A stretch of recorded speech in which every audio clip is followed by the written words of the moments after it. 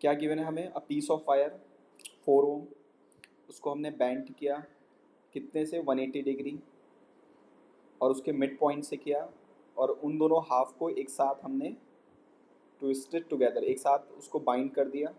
उसके बाद वो पूछ रहा है what will be the new resistance, what will be the new resistance. कैसे करोगे class? Question number second, question number second में देखो क्लास क्या बोल रहा है वो। In case of semiconductor the electric current is because of drift free electrons and hole. ये तो हमने पहले भी पढ़ा है ना class, free electrons and holes. Conductor में कौन होता है क्लास? फ्री, वहां पर सिर्फ फ्री इलेक्ट्रॉन्स होते हैं। Question number third, the resistance of a wire is 10 ohm, its length is increased by 10%, find new resistance। ऐसे क्वेश्चन मैंने कराए हैं, कोशिश करो। Now the change in length is class less than 5% or more than 5%? more than 5%। तो कैसे करोगे बताओ? थर्ड वन, 12 वाला देखते हैं। चलो, length is increase by L1 plus 10%, it is increased by 10% of original। what is the original length class? L1, let कर लो। सो L2 कितना हो गया? 10% इंक्रीज हो गया, so it will be 11/10 L1। okay, so any information about area? Area is constant or it is not constant? It is not constant, so R is proportional to L square, remember, R2 upon R1, L2 upon L1 whole square। what is L2 upon L1? 11 upon 10, 121 upon 100, so R2 upon R1 minus 1, and this side also minus 1, so it will be 21 upon 100। so this is delta R upon R1, can you see? This is fractional change in resistance multiplied by 100 for percentage change, so it will be 21 upon 100 into 100, what you will get? 21। देखो class, इसमें पूछ रहा है what is new resistance, हमने क्या find कर लिया? What is percentage change in resistance, we are find percentage change in R, and what we are getting class? We are getting 21%।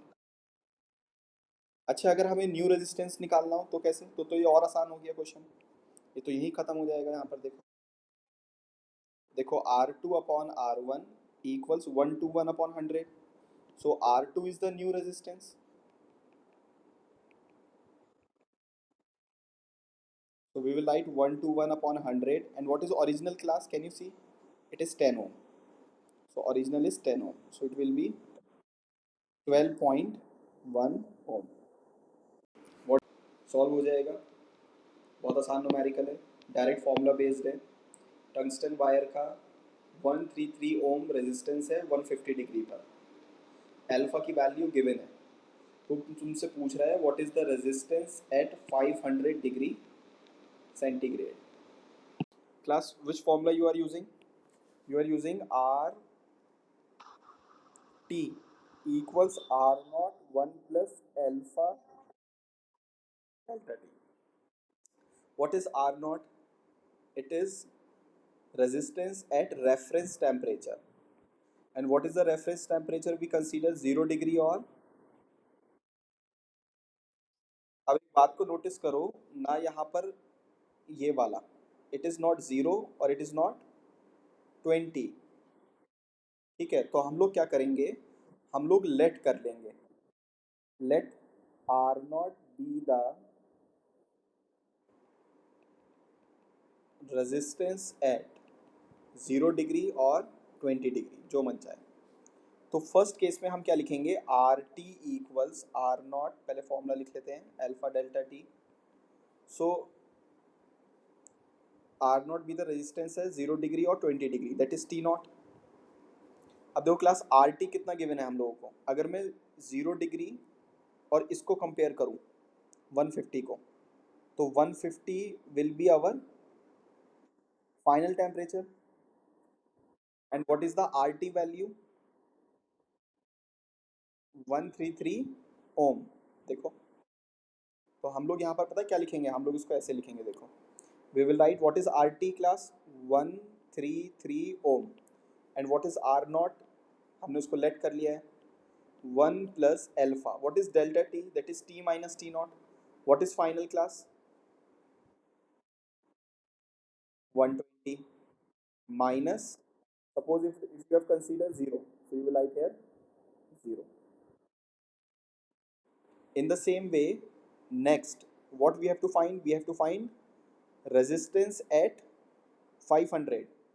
So we want to find RT at what temperature class? 500. So 1 plus alpha, 500 minus, देखो class, अब हम क्या कर सकते हैं, इन दोनों equations को divide कर सकते हैं। So what we can write, R T upon 133 R naught 1 plus 500 alpha, R naught 1 plus 150 alpha. So R naught will be cancelled. So RT upon 133 equals, class इसको सॉल्व करोगे कितना आएगा बताओ? 1 plus 500, what is alpha class? 0 point। Class solve करो और देखो किस किस का आ रहा है RT का वैल्यू। इसका मतलब क्लास अगर हम इसकी कैलकुलेशन के बाद इसका कितना आएगा हमारा? 258। Next numerical, what is given class? The resistance of the wire is R, length is double, then new resistance they are asking. They are asking what will be the new resistance. देखो class, area के बारे में कोई information नहीं है, so we can say R2 upon R1 equals L2 upon L1 whole square. अब L2 कितना हो गया हमारा? 2 times, so it will be 4. So R2 will be 4 times of R1, that is R. Classes में क्या given है, हम लोगों को एक वायर दे रखा है जिसका रेजिस्टेंस R है, उसको कंप्रेस किया गया until its radius become n times of the original. Now they are asking what is the new resistance. देखो class, R is inversely proportional to area square, ठीक है, हम कंप्रेस कर रहे हैं, लेंथ चेंज हो रही होगी, ठीक है, so length is not constant, so we will write R is inversely proportional to A square. अगर किसी को इसमें प्रॉब्लम हो रही है तो पुरानी वीडियो चेक करें मेरी, ठीक है। तो हम लिख सकते हैं R is inversely proportional to what is area, that is pi R square. So R is inversely proportional to R की power 4। So we will write R2 upon R1 equals small r1 upon R2 whole square. R1 is the original area, so original radius, and what is the new radius? New radius becomes n times. So n times of R, power 4. So it will be 1 upon n की power 4. So can you see any option with R upon n की power 4? Class देखो, question number 8 किस पर based है हमारा? Colour coding, ठीक है। अब कलर कोडिंग के लिए तुम्हें शायद वो टेबल की जरूरत होगी, याद नहीं होगा ना, बीबी रॉय ग्रेट ब्रिटेन वाला टेबल।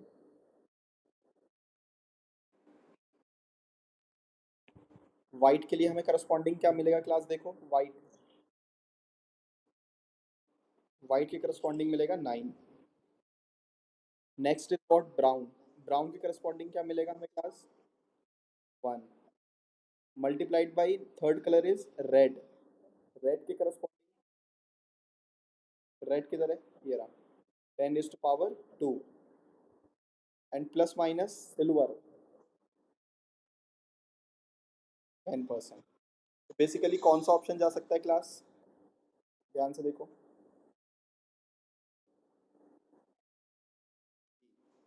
क्यों क्लास? देखो, मैं लिख सकता हूँ 91 इंटू 100 प्लस माइनस 10%, ये तो इसकी लिमिट है। इसको मैं लिख सकता हूँ 9.1 kilo ohm. Class question number 9 में क्या बोल रहा है? By increasing the temperature, what is the meaning of specific resistance? Specific resistance का मतलब होता है रेजिस्टिविटी। तो टेम्परेचर की रेजिस्टिविटी क्या करती है क्लास? टेम्परेचर को इंक्रीज करने पर रेजिस्टिविटी इंक्रीज होती है, और सेमीकंडक्टर में डिक्रीज होती है। तो कौन सा ऑप्शन जाएगा? Which option? Okay class, so what they are asking, find potential difference between point A and B. In this diagram we have to find potential difference between point A and point B. Okay, इन दोनों के बीच में हमें क्या find करना है? Potential difference find करना है। ठीक है, अब क्लास ये देखो, ये तीनों रेजिस्टर सीरीज में है पैरेलल में, और ये तीनों किस में है? सीरीज। तो इन तीनों की सीरीज हमें क्या देगी? It will give you 15, it will give us 15। और ये तीनों भी हमें कितना देंगे class? 15। Can we make this diagram like this? It is 1 is 15 ना, और सेकेंड भी कितना बन रहा है हमारा? 5 प्लस 5 प्लस 5 15 ओम। ठीक है, और इससे कितना सेल कनेक्ट है क्लास हमारा? That is 2 volt. अब देखो क्लास, ये दोनों किस में है? सीरीज में पैरेलल में? पैरेलल में इनका जो इक्विवेलेंट आएगा वो 15/2 आएगा। सही बोल रहा हूँ ना मैं? 15/2 आएगा। अगर हम लोग करंट फाइंड करना चाहते हैं तो हम लोग क्या कर सकते हैं? वी कैन अप्लाई, हाँ we can apply Ohm's law, we can apply Ohm's law. So V equals IR. So V I and what is R? 15/2। तो क्लास यहाँ से हमारा करंट कितना आएगा निकल के? I equals 4/15 ampere. ठीक है क्लास, 4/15। अब ध्यान से देखो, यहाँ से इस डायग्राम को देखो, यहाँ से जो करंट चला हमारा ये वाला, ये कितना चला क्लास हमारा? टोटल करंट चला, दैट इज कितना है क्लास? 4/15। अब देखो क्लास, इस पॉइंट पर आकर करंट कितने पार्ट में डिवाइड होगा? 2 पार्ट में डिवाइड होगा। सपोज ये I1 और ये I2। अब देखो क्लास, जैसे यहाँ पर देखो, इस डायग्राम में भी समझ सकते हैं हम लोग, टोटल करंट है हमारा I। इस पॉइंट पर आकर कितने पार्ट में डिवाइड हुआ? 2 पार्ट में डिवाइड हुआ, एक I1 गया और एक I2। बताओ I1 और I2 की वैल्यू क्या होगी? देखो क्लास, ये दोनों आइडेंटिकल है ना, तो करंट इक्वली डिवाइड हो जाएगा। तो 4/15 का आधा कितना होगा? दैट विल बी 2/15 है। ठीक है, बिल्कुल सही बात है, 2/15 होगा। अब ये देखो क्लास, इसका मतलब ये वाला जो करंट गया है यहाँ पर, दिस इज 2/15, और यहाँ पर भी कितना गया है? 2/15। अब देखो क्लास, इसमें भी 2/15 जाएगा और इस वाले में भी 2/15 जाएगा। यहाँ पर ये जो तीनों रजिस्टर है ना, तीनों में करंट सेम होगा क्योंकि तीनों सीरीज में है। अब तुमसे क्या पूछ रहा है? वो तुमसे पूछ रहा है इस ए पॉइंट और इस बी पॉइंट के बीच का पोटेंशियल। तो ए और बी के बीच में ओम्स लॉ लगा दो, V A minus V B equals, क्या लिखोगे क्लास? I into are. ठीक है, अब ध्यान से देखो, यहाँ पर आई कितना है क्लास? 2/15। और इन दोनों पॉइंट के बीच में रेजिस्टेंस कितना होगा क्लास? सोचो जरा, इन दोनों पॉइंट्स के बीच में, ए और बी के बीच में, हाँ 10, वेरी 10, क्योंकि 5 प्लस 5 10, तो हम लिख देंगे यहाँ पर 10। तो कितना आ जाएगा? देखो, this is 3, this is 2, so you will get 4/3 ampere. Class question number 11 में क्या बोल रहा है? देखो, वो बोल रहा है कि इस find current this value of I you have to find the amount of current drawn from the cell. इस सेल से कितना करंट मिला हमें. अब देखो क्लास, तीनों रजिस्टर में से अगर मैं इन दोनों की बात करूँ, ये दोनों सीरीज में पैरेलल में है, ये दोनों सीरीज, और इन दोनों का जो सीरीज आएगा वो इसके साथ पैरेलल में है. उसके बाद लगा दो V इक्वल्स आई आर. देखो क्लास, ये दोनों हमारे सीरीज में है, तो 30 और 30 की सीरीज कितनी हो जाएगी हमारी? 30 और 30 की सीरीज हो जाएगी हमारी 60. तो हम बोल सकते हैं, इसको ऐसे बना सकते हैं, देखो 30 और 30 60, और एक और बचा हमारे पास, कितना बचा वो 30 का. ठीक है क्लास, और ये कितने से कनेक्ट है हमारा? 2 वोल्ट. ठीक है क्लास. अब क्लास इन दोनों को देखो, ये दोनों पैरेलल में है, तो इनके बदले में एक आएगा. 30 और 60 का पैरेलल कितना होगा क्लास? कितना होगा? कितना होगा भाई? 1/60 प्लस 1/30, 20 होगा ना? हाँ, वेरी गुड, इट विल 20. तो हम लोग लिख सकते हैं 20 ओम. अब अगर हम यहाँ लगाते हैं V इक्वल्स आई आर, तो हमें टोटल आई मिल जाएगा करंट, जो हमें पता करना है. 2I20, so I will be 1/10 ampere. Question number 12 में क्या करना है हम लोगों को? वो तुमसे बोल रहा है कि करंट कितना फ्लो कर रहा है सिस्टम में, 2 एम्पियर. ये रहा. अब वो तुमसे पोटेंशियल डिफरेंस पूछ रहा है ए और बी के बीच में. This is point A and this is point B. इन दोनों पॉइंट्स के बीच में पोटेंशियल डिफरेंस फाइंड करना है तुम लोगों को. अब क्लास तुम ध्यान से देखो, अगर मैं तुमसे पूछूं कि यहाँ पर और यहाँ पर कितना करंट जाएगा, तो तुम आसानी से बता सकते हो. कैसे? देखो क्लास, ये दोनों तो सीरीज में है, सो 3 + 2 5, ऊपर 5 हो जाएगा, और नीचे भी ये दोनों सीरीज में है. 3 + 2 कितना हो जाएगा क्लास? 5 हो जाएगा. अगर हम इसको बनाने की कोशिश करें तो ये कुछ ऐसा दिख सकता है, देखो इस तरह से. ठीक है, यहाँ से कितना करंट आ रहा है क्लास? 2 एम्पियर. ये भी 5 ओम और ये भी 5. जाहिर सी बात है, 2 पार्ट्स में डिवाइड होगा. ये I1 गया और ये I2. I1 1 एम्पियर होगा और I2 भी 1 एम्पियर होगा. क्यों होगा? क्योंकि दोनों रजिस्टर की वैल्यू सेम है. तो मैं बोल सकता हूँ कि ये भी करंट 1 एम्पियर है, और यहाँ पर भी जो करंट गया है वो भी 1 एम्पियर है. ठीक है क्लास. अब क्लास पॉइंट ए और डी को देखो ध्यान से, इन दोनों पॉइंट्स को. ये पॉइंट डी है और ये पॉइंट ए है. अगर इन दोनों पॉइंट्स के बीच में मैं ओम्स लॉ लिखूंगा, तो ओम्स लॉ में क्या लिख सकता हूँ मैं class? V D minus V A equals I are.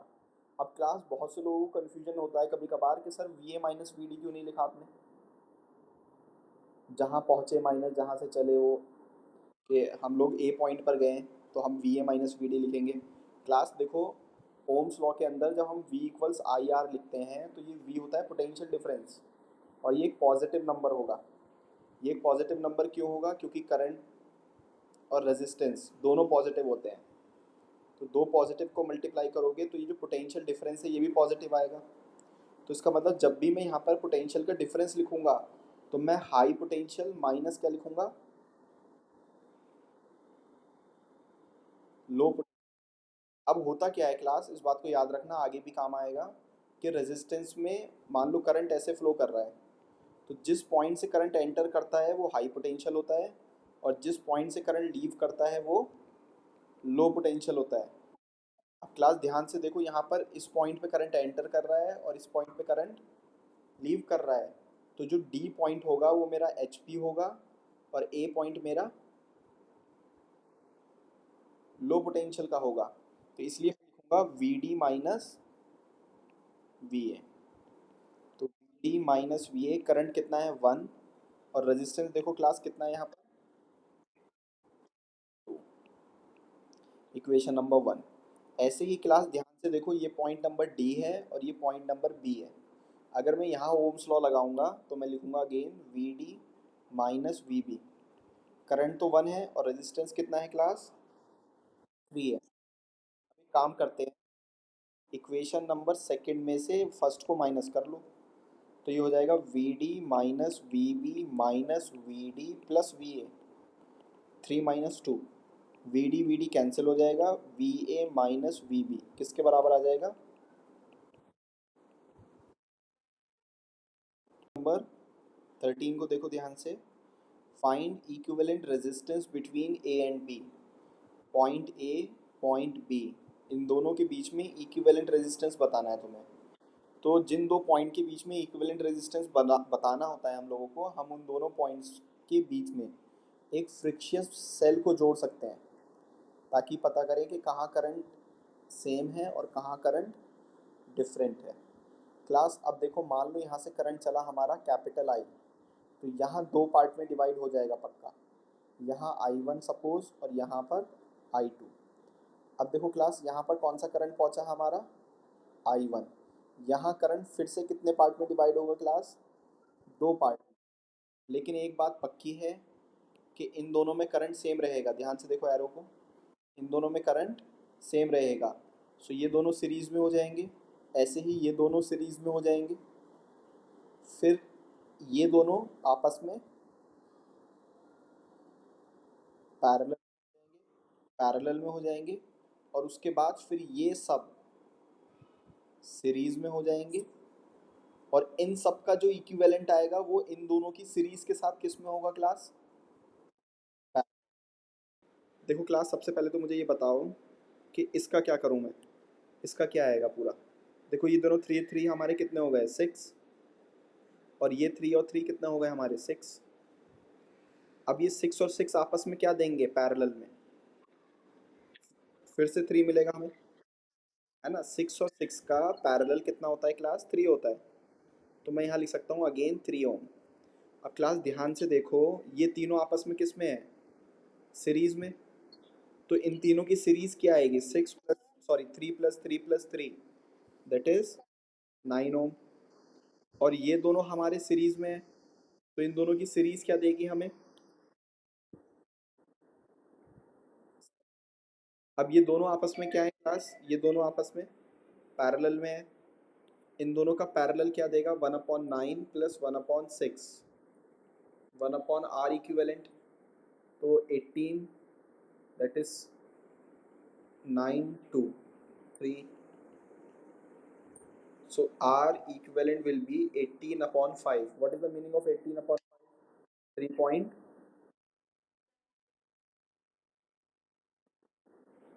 Question number 14 में वो बोल रहा है कि एक सीक्वेंस गिवन है तुम्हें, और ये फाइनाइट नहीं है सीक्वेंस। कैसी सीक्वेंस है क्लास हमारी ये, फाइनाइट। मतलब ये ऐसे चलता जा रहा है, यहाँ पर देखो अगर ध्यान से, इस तरह से it is going to infinite. अब देखो क्लास, R1 की वैल्यू कितनी है हमारी, 1 ओम। तो ये सारे हमारे कितने हैं, 1 ओम के, सब हमारा 1 ओम है। और R2 कितने हैं हमारे क्लास सारे, 2 ओम।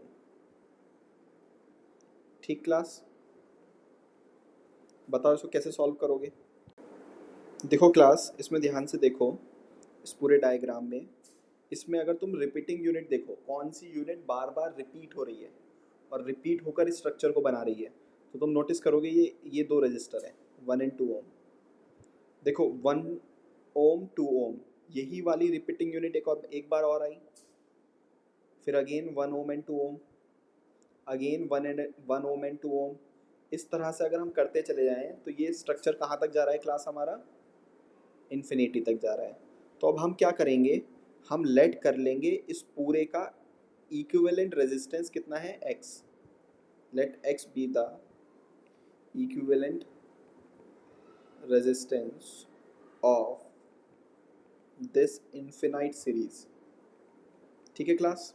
तो अगर मुझसे पूछूं इस पूरे का इक्विवेलेंट रेजिस्टेंस कितना होगा, तो हमने कितना लेट कर लिया है क्लास, x। अब मेरी ध्यान से बात सुनो क्लास, अगर मैं इस स्ट्रक्चर को यहाँ से कट कर लूँ, अगर मैं इस लाइन से इसको कट कर लूँ, ध्यान से सुनना मेरी बात को, ठीक है। तो इस जो स्ट्रक्चर बचा ये वाला, इसका इक्विवेलेंट रेजिस्टेंस कितना होगा, कोई बताएगा। ये जो स्ट्रक्चर है ये एक ओशियन की तरह है, समंदर की तरह। ठीक है। तो समंदर वाटर की ड्रॉपलेट से मिलके बनता है, छोटी छोटी। ठीक है। तो वन टू, ये जो है वन और टू, ये वाटर की क्या है, ड्रॉप्स हैं। और ये ड्रॉप्स आपस में मिलकर क्या बना रही हैं, एक ओशियन। अब तुमने इस ओशियन में से, इस समंदर में से एक ड्रॉप को बाहर निकाल लिया, तो बताओ समंदर के क्वांटिटी पे कोई फर्क पड़ेगा? नहीं पड़ेगा। तो इस पूरे ओशियन से, पूरे समंदर से एक पानी की बूंद निकाल लोगे तो उस पर कोई फर्क पड़ने वाला नहीं है। तो मैं इसी तरह से बोल रहा हूँ कि इस पूरे स्ट्रक्चर का, इसको अलग कर लो, एक यूनिट को। एक यूनिट के अलग करने से इस पूरे स्ट्रक्चर के इक्विवेलेंट रेजिस्टेंस पे कोई फर्क नहीं पड़ेगा। तो इसका मतलब इस पूरे का भी इक्विवेलेंट कितना होगा क्लास, ये वाले स्ट्रक्चर का लाइन के इस तरफ रहेगा। तो क्लास मैं इस वाले डायग्राम को अब ऐसे बना सकता हूँ, देखो। दिस इज 1 ओम, 2 ओम, और जो हमने स्ट्रक्चर को अलग किया था उसके इक्विवेलेंट पर कोई फर्क नहीं पड़ा, वो अभी भी कितना है क्लास, एक्स है। अब ध्यान से देखो क्लास, ये दोनों सीरीज में पैरेलल में है, ये दोनों तो पैरेलल।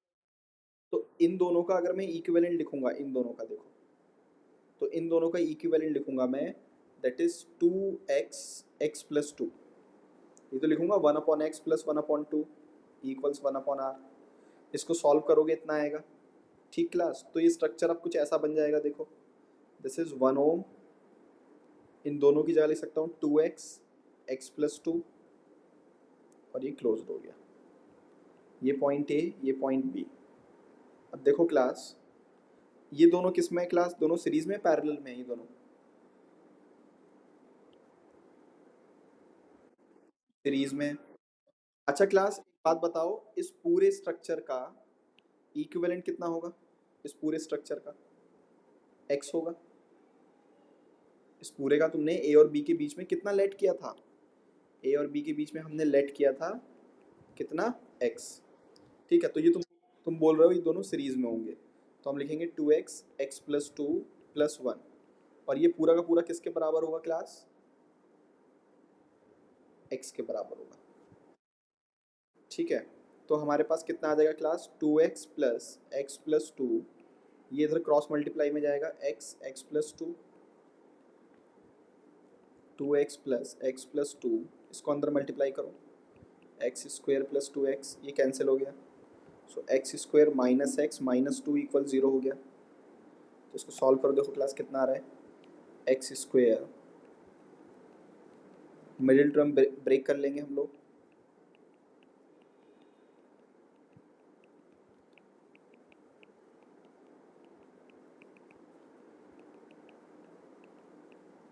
देखो क्लास रेजिस्टेंस कभी नेगेटिव हो सकता है, नॉट पॉसिबल।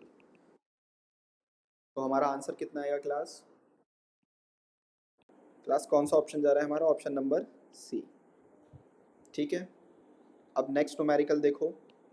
नेक्स्ट न्यूमेरिकल में वो क्या बोल रहा है, फिर से तुम्हें ए पॉइंट और बी पॉइंट के बीच में क्या निकालना है, इक्विवेलेंट रेजिस्टेंस फाइंड करना है। ठीक है क्लास। अब क्लास ये दोनों बताओ सीरीज में होंगे पैरेलल में, ये दोनों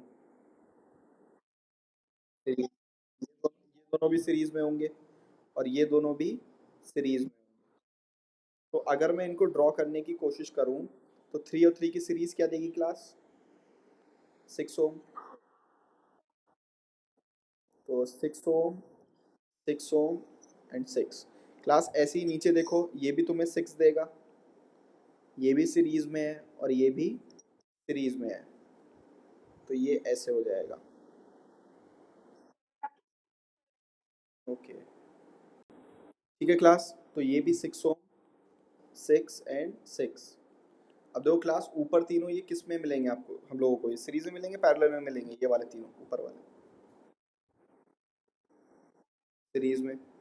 तो ये 6 और 6 सीरीज में कितना आएगा class,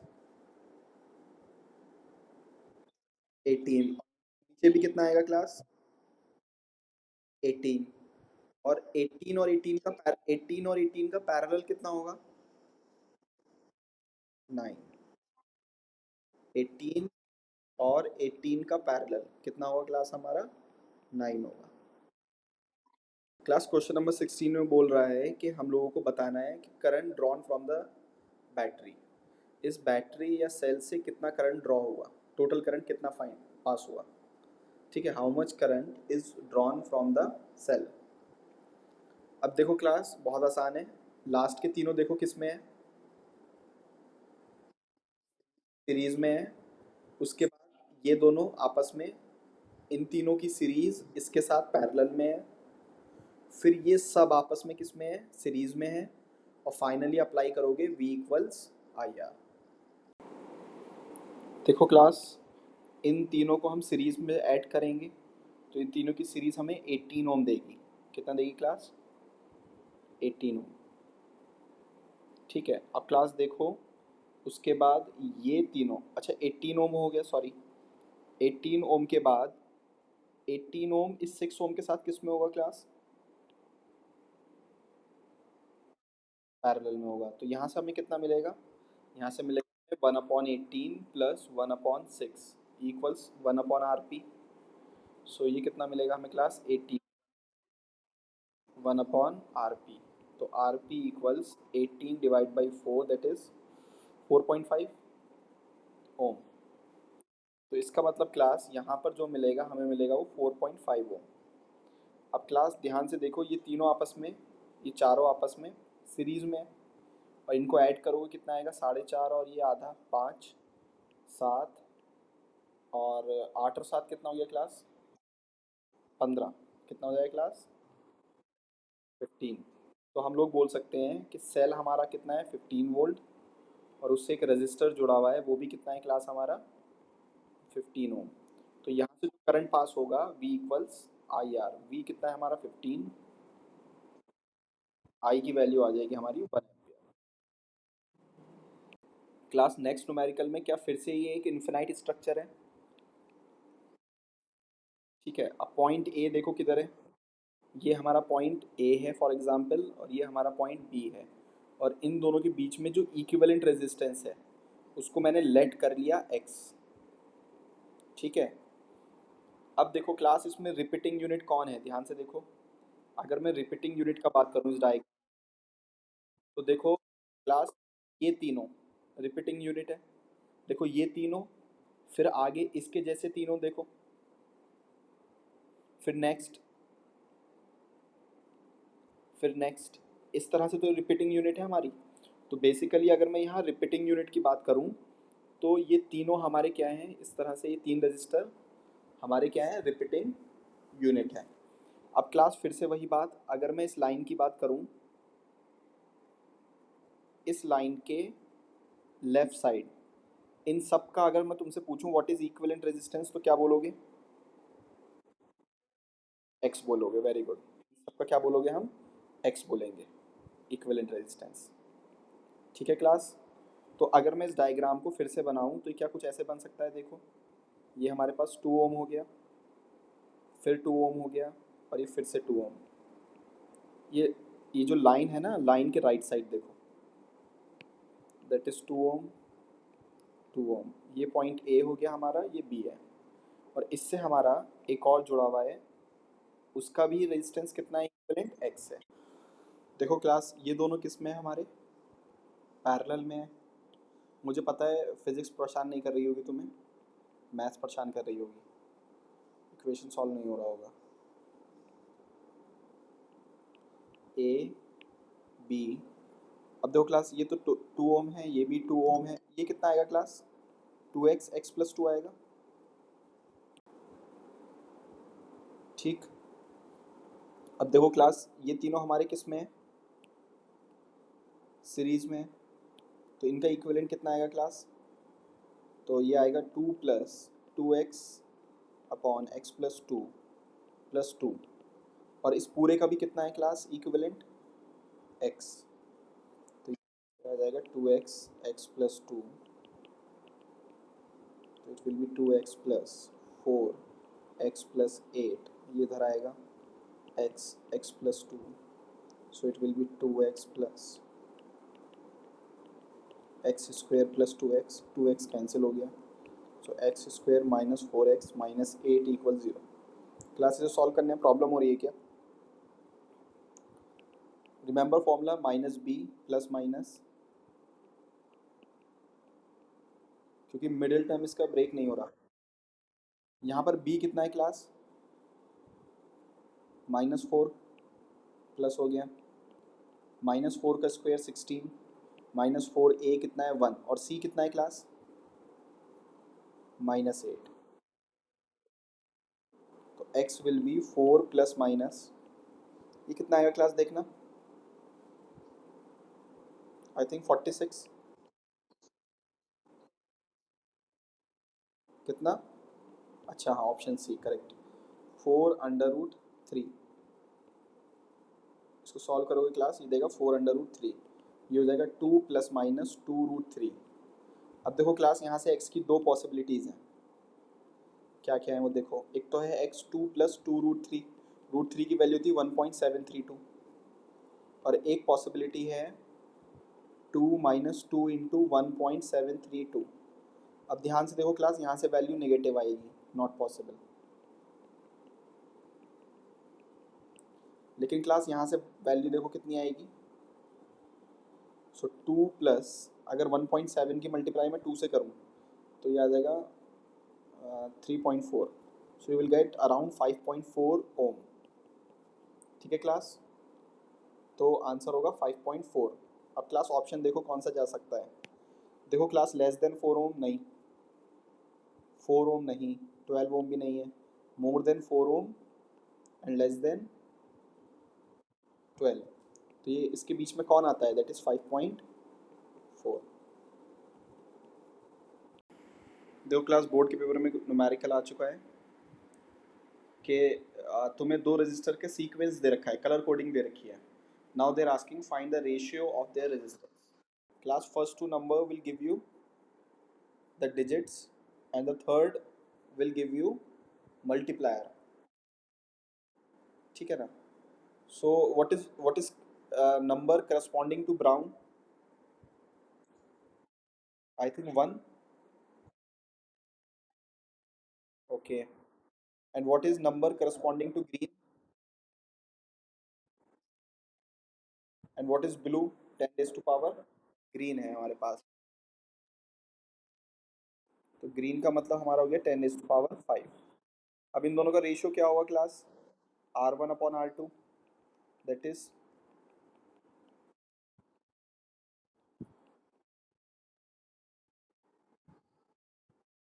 that is 5:1। Next numerical में हम लोगों को क्या फाइंड करना है? Two metallic wire of same material, same length but different area of cross section. What is area of cross section? Ratio given 1:2. First they are connected in series, in second they are connected in parallel, and we have to compare the drift velocity in both the cases. ठीक है, अगर हम first वाले की बात करें तो first दोनों किस में कनेक्ट है क्लास हमारे? सीरीज में कनेक्ट है। सीरीज में कौन सेम रहता है? करंट हमारा सेम रहता है। हमें पता है आई बराबर होता है हमारा ANEVD। वो बोल रहा है सेम मटेरियल, तो N हमारा कांस्टेंट रहेगा, E हमारा कांस्टेंट रहेगा, और I भी हमारा क्या है? कांस्टेंट है। तो इसका मतलब A इंटू ड्रिफ्ट वेलोसिटी क्या आ जाएगा हमारा? कांस्टेंट। तो इसका मतलब ड्रिफ्ट वेलोसिटी इन्वर्सली प्रोपोर्शनल होगा क्लास किसके? एरिया के। ठीक है, अब ध्यान से देखो वो क्या बोल रहा है। पहला वाला वायर हमारा और दूसरा वाला वायर, ठीक है, पहले वाले का एरिया A1 है, दूसरे वाले का एरिया A2 है। इनका रेशियो गिवन है A1/A2, कितना है क्लास? 1/2। तो क्लास हम लोग ऐसे लिख सकते हैं इसको कि drift velocity of second upon drift velocity of first equals, ये इन्वर्सली प्रोपोर्शनल है ना एरिया के, तो A1/A2। And what is A1/A2? 1/2। तो इसका मतलब drift velocity of first one will be 2 times of drift velocity of second one. So इसका मतलब V1/V2 कितना आ जाएगा क्लास, 2:1, या V2/V1 आ जाएगा 1:2। ठीक है। अब अगर हम सेकेंड केस की बात करें, so both are connected in parallel. Second case में दोनों के दोनों हमारे वायर पैरेलल में कनेक्ट हैं। ठीक है। अब पैरेलल है, पैरेलल में कौन कांस्टेंट रहेगा क्लास, हमारे पास होता है I = ANE/VD। हम जानते हैं ओम्स लॉ क्या होता है, V = IR। तो I की जगह V/A नहीं आएगा, V/R आएगा, है ना, ये गलती हो गई। अब देखो, V R को क्या लिख सकता हूँ मैं, ρL/A लिख सकता हूँ, है ना क्लास, एरिया से एरिया। तो यहाँ से V आ जाएगा ρLNEVD। ध्यान से देखो, अब क्लास मटेरियल सेम है तो रेजिस्टिविटी सेम रहेगी, लेंथ सेम गिवन है हम लोगों को क्वेश्चन में, एन सेम रहेगा मटेरियल सेम होने की वजह से, ई हमारा कांस्टेंट है, तो V is directly proportional to VD। और पैरेलल में V भी क्या रहता है हमारा, कांस्टेंट। तो इसका मतलब दोनों वायर में VD की वैल्यू सेम रहेगी। तो V1/V2 कितना आ जाएगा क्लास, 1:1। क्या ऐसी आंसर